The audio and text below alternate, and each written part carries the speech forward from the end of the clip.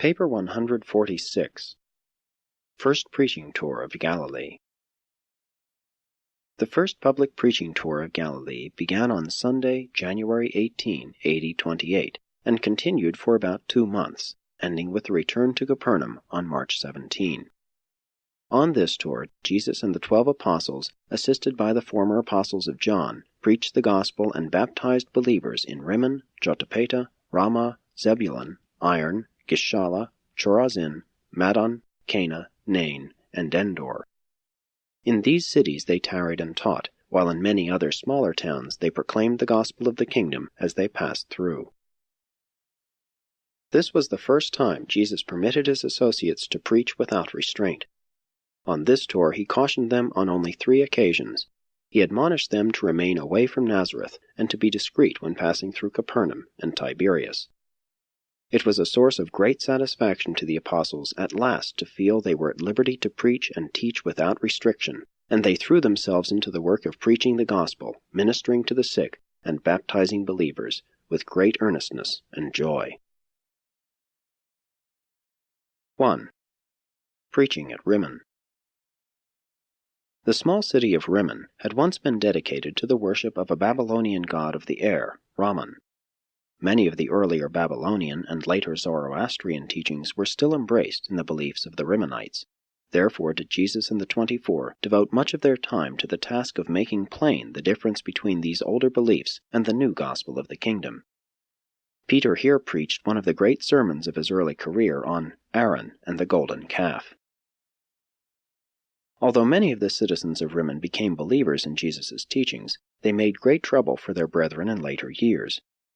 It is difficult to convert nature worshippers to the full fellowship of the adoration of a spiritual ideal during the short space of a single lifetime.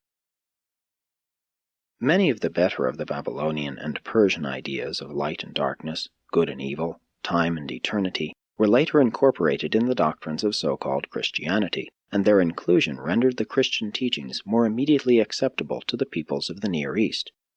In like manner, the inclusion of many of Plato's theories of the ideal spirit or invisible patterns of all things visible and material, as later adapted by Philo to the Hebrew theology, made Paul's Christian teachings more easy of acceptance by the Western Greeks.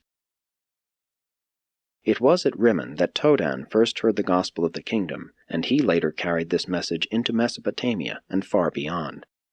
He was among the first to preach the good news to those who dwelt beyond the Euphrates. 2. At Jotapata. While the common people of Jotapata heard Jesus and his apostles gladly, and many accepted the gospel of the kingdom, it was the discourse of Jesus to the 24 on the second evening of their sojourn in this small town that distinguishes the Jotapata mission. Nathanael was confused in his mind about the Master's teachings concerning prayer, thanksgiving, and worship, and in response to his question, Jesus spoke at great length in further explanation of his teaching. Summarized in modern phraseology, this discourse may be presented as emphasizing the following points. 1. The conscious and persistent regard for iniquity in the heart of man gradually destroys the prayer connection of the human soul with the spirit circuits of communication between man and his Maker. Naturally, God hears the petition of his child, but when the human heart deliberately and persistently harbors the concepts of iniquity, there gradually ensues the loss of personal communion between the earth child and his heavenly Father. 2.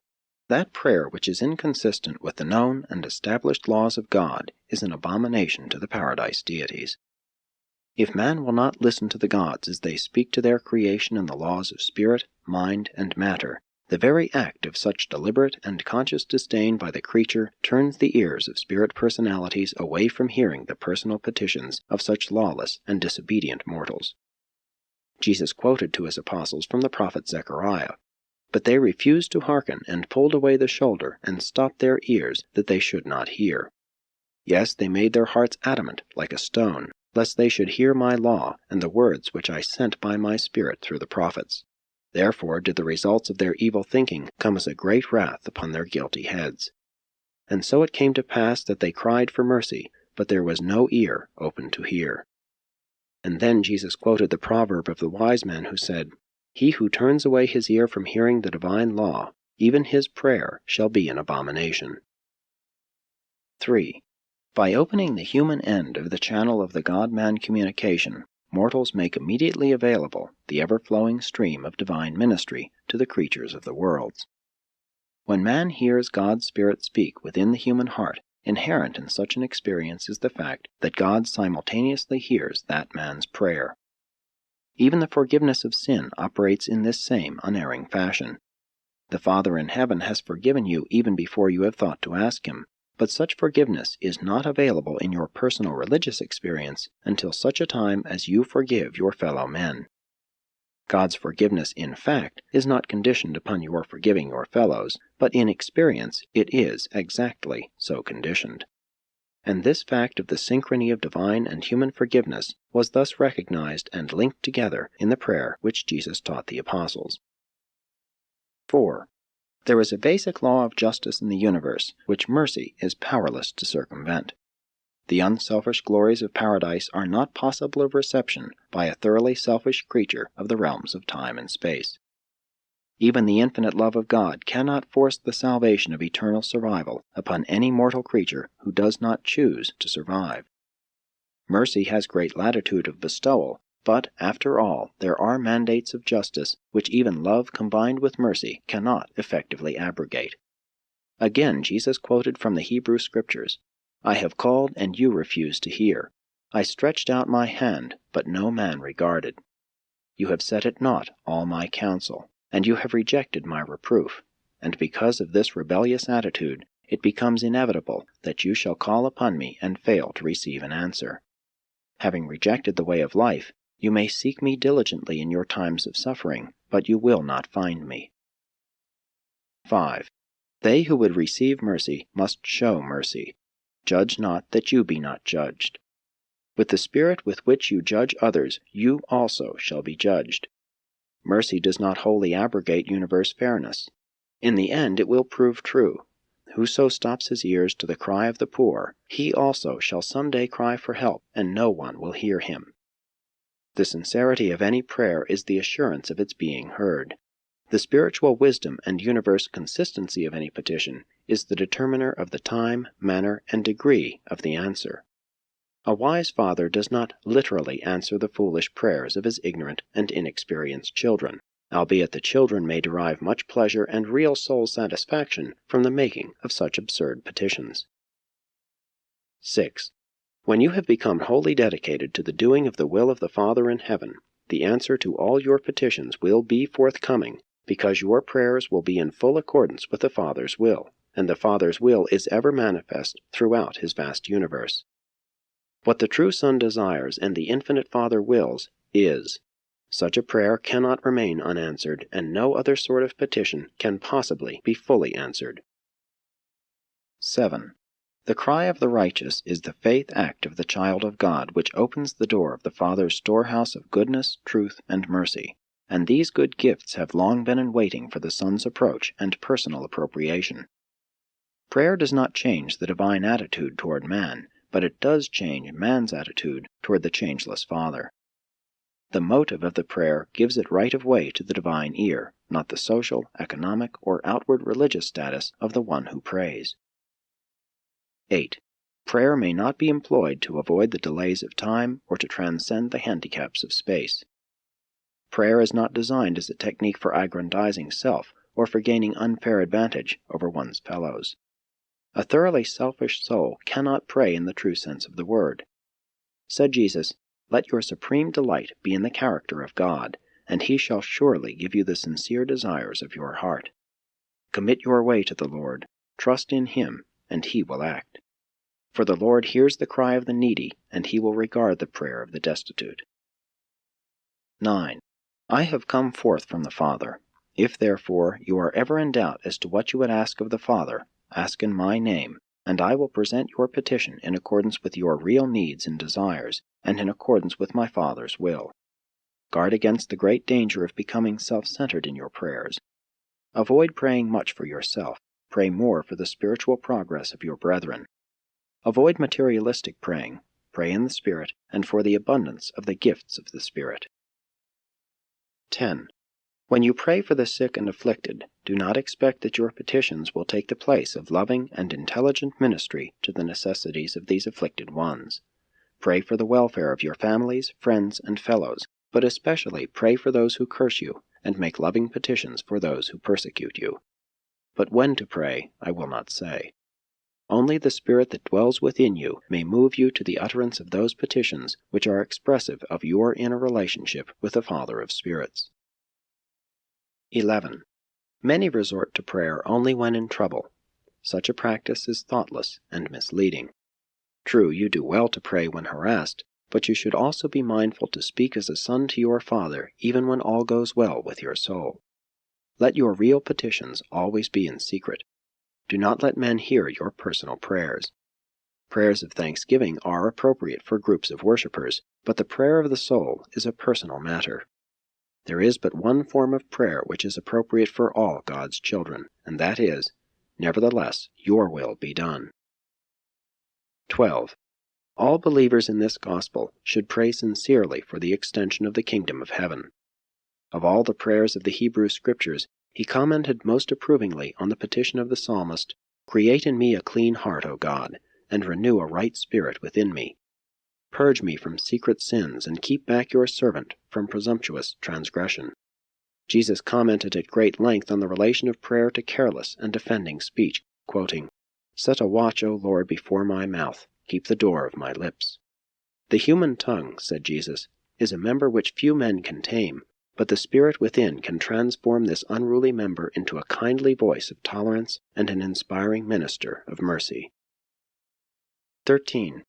Jesus taught that the prayer for divine guidance over the pathway of earthly life was next in importance to the petition for a knowledge of the Father's will.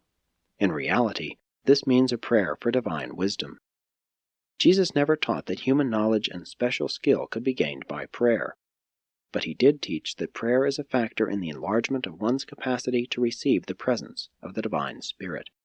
When Jesus taught his associates to pray in the Spirit and in truth, he explained that he referred to praying sincerely and in accordance with one's enlightenment, to praying wholeheartedly and intelligently, earnestly and steadfastly. 14. Jesus warned his followers against thinking that their prayers would be rendered more efficacious by ornate repetitions, eloquent phraseology, fasting, penance, or sacrifices. But he did exhort his believers to employ prayer as a means of leading up through thanksgiving to true worship. Jesus deplored that so little of the spirit of thanksgiving was to be found in the prayers and worship of his followers. He quoted from the Scriptures on this occasion, saying, "It is a good thing to give thanks to the Lord and to sing praises to the name of the Most High, to acknowledge his loving kindness every morning and his faithfulness every night, for God has made me glad through his work. In everything I will give thanks according to the will of God." 15. And then Jesus said, "Be not constantly over-anxious about your common needs. Be not apprehensive concerning the problems of your earthly existence, but in all these things by prayer and supplication, with the spirit of sincere thanksgiving, let your needs be spread out before your Father who is in heaven." Then he quoted from the Scriptures, "I will praise the name of God with a song, and will magnify him with thanksgiving. And this will please the Lord better than the sacrifice of an ox or bullock with horns and hooves." 16. Jesus taught his followers that, when they had made their prayers to the Father, they should remain for a time in silent receptivity to afford the indwelling Spirit the better opportunity to speak to the listening soul. The Spirit of the Father speaks best to man when the human mind is in an attitude of true worship. We worship God by the aid of the Father's indwelling Spirit, and by the illumination of the human mind through the ministry of truth. Worship, taught Jesus, makes one increasingly like the being who is worshipped.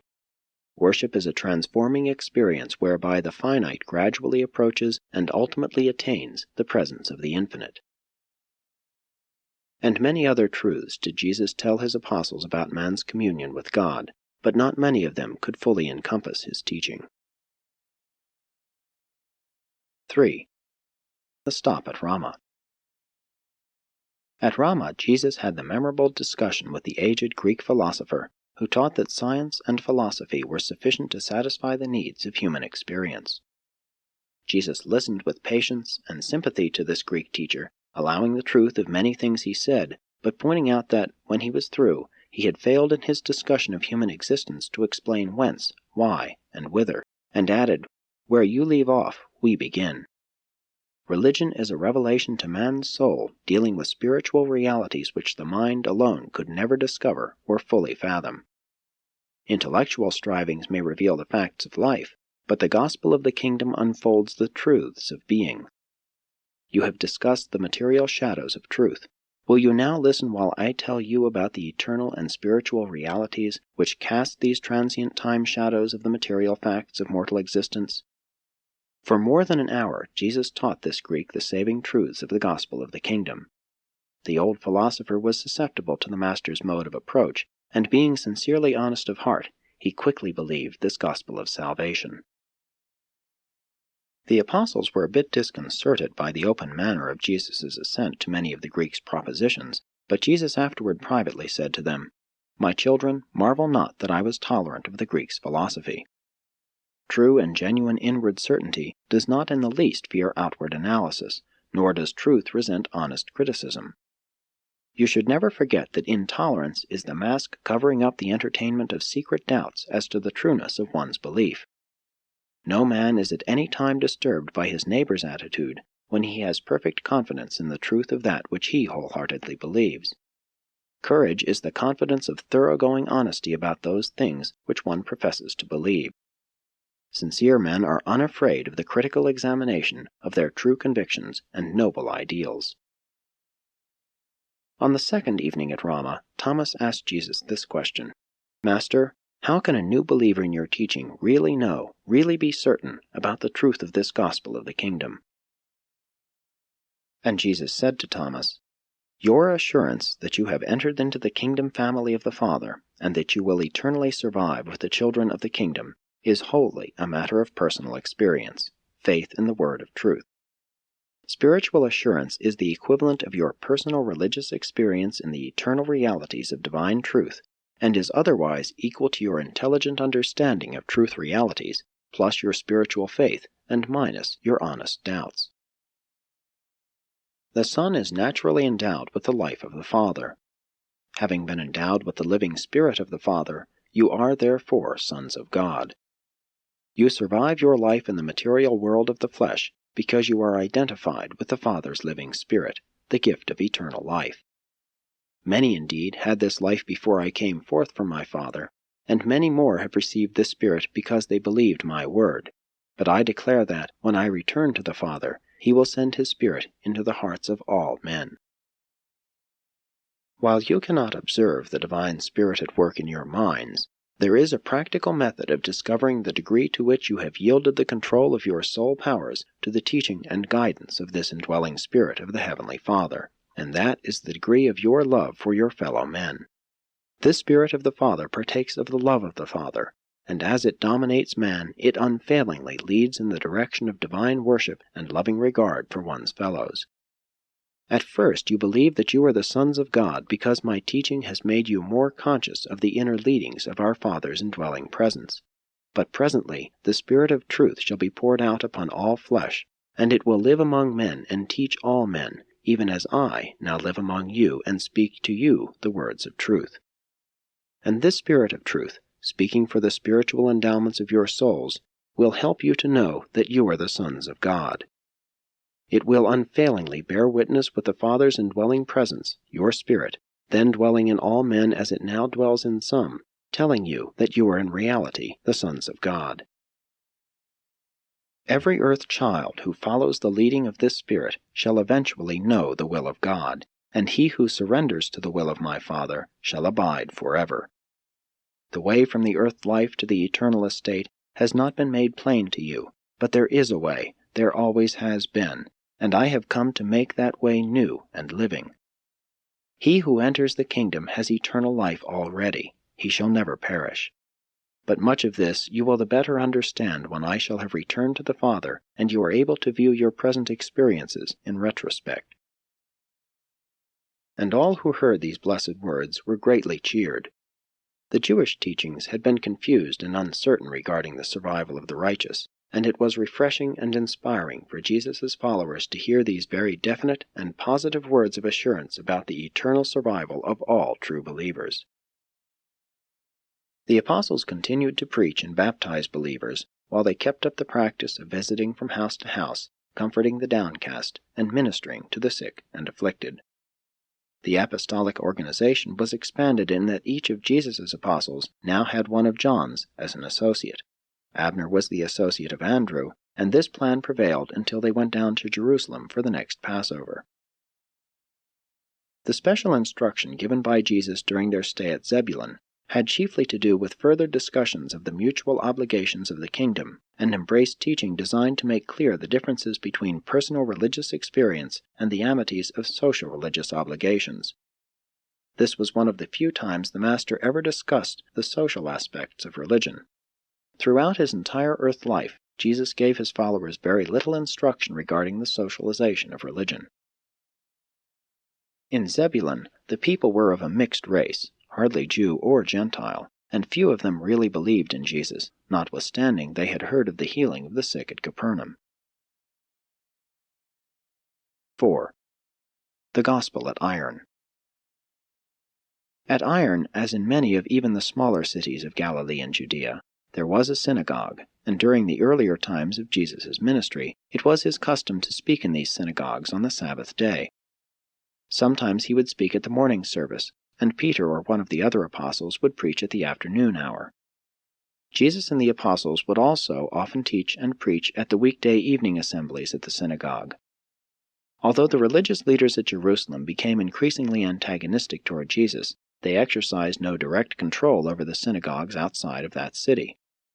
It was not until later in Jesus' public ministry that they were able to create such a widespread sentiment against him as to bring about the almost universal closing of the synagogues to his teaching. At this time, all the synagogues of Galilee and Judea were open to him. Iron was the site of extensive mineral mines for those days, and since Jesus had never shared the life of a miner, he spent most of his time while sojourning at Iron in the mines. While the apostles visited the homes and preached in the public places, Jesus worked in the mines with these underground laborers.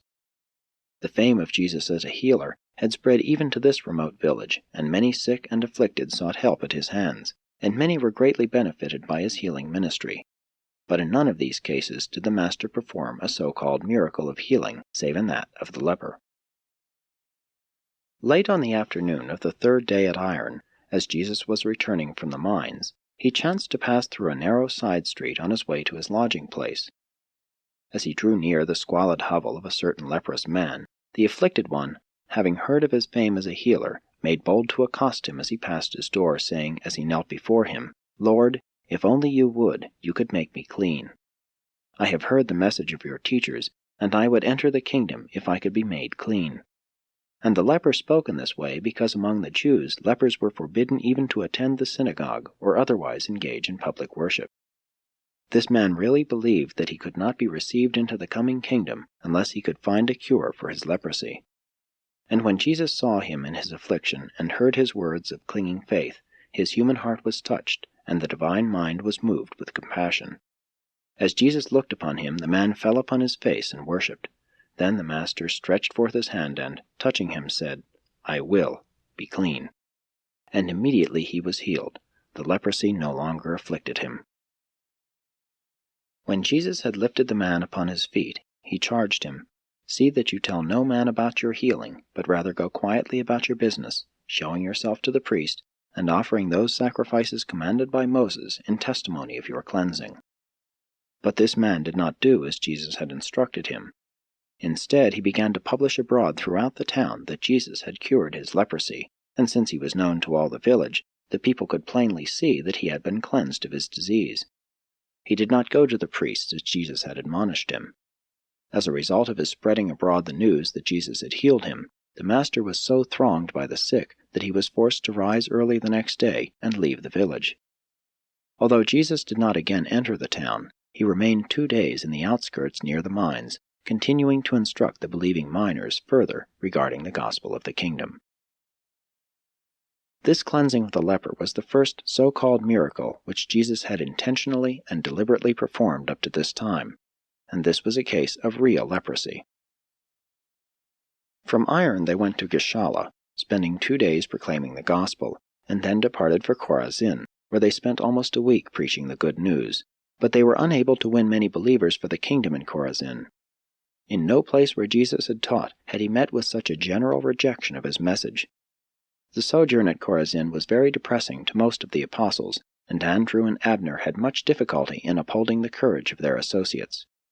And so, passing quietly through Capernaum, they went on to the village of Madon, where they fared little better. There prevailed in the minds of most of the apostles the idea that their failure to meet with success in these towns so recently visited was due to Jesus' insistence that they refrain in their teaching and preaching from referring to him as a healer. How they wished he would cleanse another leper, or in some other manner so manifest his power as to attract the attention of the people. But the Master was unmoved by their earnest urging. 5. Back in Cana. The apostolic party was greatly cheered when Jesus announced, "Tomorrow we go to Cana." They knew they would have a sympathetic hearing at Cana, for Jesus was well known there. They were doing well with their work of bringing people into the kingdom when, on the 3rd day, there arrived in Cana a certain prominent citizen of Capernaum, Titus, who was a partial believer and whose son was critically ill. He heard that Jesus was at Cana, so he hastened over to see him. The believers at Capernaum thought Jesus could heal any sickness. When this nobleman had located Jesus in Cana, he besought him to hurry over to Capernaum and heal his afflicted son. While the apostles stood by in breathless expectancy, Jesus, looking at the father of the sick boy, said, "How long shall I bear with you? The power of God is in your midst, but except you see signs and behold wonders, you refuse to believe." But the nobleman pleaded with Jesus, saying, "My Lord, I do believe, but come ere my child perishes. For when I left him, he was even then at the point of death." And when Jesus had bowed his head a moment in silent meditation, he suddenly spoke, "Return to your home, your son will live." Titus believed the word of Jesus and hastened back to Capernaum. And as he was returning, his servants came out to meet him, saying, "Rejoice, for your son is improved, he lives." Then Titus inquired of them at what hour the boy began to mend, and when the servants answered, "Yesterday, about the 7th hour, the fever left him," the father recalled that it was at about that hour when Jesus had said, "Your son will live." And Titus henceforth believed with a whole heart, and all his family also believed. This son became a mighty minister of the kingdom, and later yielded up his life with those who suffered in Rome. Though the entire household of Titus, their friends, and even the apostles regarded this episode as a miracle, it was not. At least this was not a miracle of curing physical disease. It was merely a case of pre-knowledge concerning the course of natural law, just such knowledge as Jesus frequently resorted to subsequent to his baptism. Again was Jesus compelled to hasten away from Cana because of the undue attention attracted by the second episode of this sort to attend his ministry in this village. The townspeople remembered the water and the wine, and now that he was supposed to have healed the nobleman's son at so great a distance, they came to him not only bringing the sick and afflicted, but also sending messengers requesting that he heal sufferers at a distance. And when Jesus saw that the whole countryside was aroused, he said, "Let us go to Nain." 6. Nain and the widow's son. These people believed in signs. They were a wonder-seeking generation. By this time, the people of central and southern Galilee had become miracle-minded regarding Jesus and his personal ministry. Scores, hundreds of honest persons suffering from purely nervous disorders and afflicted with emotional disturbances came into Jesus' presence and then returned home to their friends announcing that Jesus had healed them. And such cases of mental healing these ignorant and simple-minded people regarded as physical healing, miraculous cures. When Jesus sought to leave Cana and go to Nain, a great multitude of believers and many curious people followed after him. They were bent on beholding miracles and wonders, and they were not to be disappointed. As Jesus and his apostles drew near the gate of the city, they met a funeral procession on its way to the nearby cemetery, carrying the only son of a widowed mother of Nain. This woman was much respected, and half of the village followed the bearers of the bier of this supposedly dead boy. When the funeral procession had come up to Jesus and his followers, the widow and her friends recognized the Master, and besought him to bring the son back to life. Their miracle expectancy was aroused to such a high pitch they thought Jesus could cure any human disease, and why could not such a healer even raise the dead? Jesus, while being thus importuned, stepped forward and, raising the covering of the bier, examined the boy. Discovering that the young man was not really dead, he perceived the tragedy which his presence could avert, so, turning to the mother, he said, "Weep not, your son is not dead, he sleeps. He will be restored to you." And then, taking the young man by the hand, he said, "Awake and arise." And the youth, who was supposed to be dead, presently sat up and began to speak, and Jesus sent them back to their homes. Jesus endeavored to calm the multitude, and vainly tried to explain that the lad was not really dead, that he had not brought him back from the grave, but it was useless. The multitude which followed him and the whole village of Nain were aroused to the highest pitch of emotional frenzy. Fear seized many, panic others, while still others fell to praying and wailing over their sins. And it was not until long after nightfall that the clamoring multitude could be dispersed. And of course, notwithstanding Jesus' statement that the boy was not dead, everyone insisted that a miracle had been wrought, even the dead raised. Although Jesus told them the boy was merely in a deep sleep, they explained that that was the manner of his speaking, and called attention to the fact that he always, in great modesty, tried to hide his miracles. So the word went abroad throughout Galilee and into Judea that Jesus had raised the widow's son from the dead, and many who heard this report believed it. Never was Jesus able to make even all his apostles fully understand that the widow's son was not really dead when he bade him awake and arise. But he did impress them sufficiently to keep it out of all subsequent records except that of Luke, who recorded it as the episode had been related to him. And again was Jesus so besieged as a physician that he departed early the next day for Endor. 7. At Endor. At Endor, Jesus escaped for a few days from the clamoring multitudes in quest of physical healing. During their sojourn at this place, the Master recounted for the instruction of the apostles the story of King Saul and the witch of Endor. Jesus plainly told his apostles that the stray and rebellious midwayers, who had oftentimes impersonated the supposed spirits of the dead, would soon be brought under control so that they could no more do these strange things. He told his followers that, after he returned to the Father, and after they had poured out their Spirit upon all flesh, no more could such semi-spirit beings, so-called unclean spirits, possess the feeble and evil-minded among mortals. Jesus told his apostles that the spirits of departed human beings do not come back to the world of their origin to communicate with their living fellows. Only after the passing of a dispensational age would it be possible for the advancing spirit of mortal man to return to earth, and then only in exceptional cases and as a part of the spiritual administration of the planet. When they had rested 2 days, Jesus said to his apostles, "On the morrow let us return to Capernaum to tarry and teach while the countryside quiets down. At home they will have by this time partly recovered from this sort of excitement."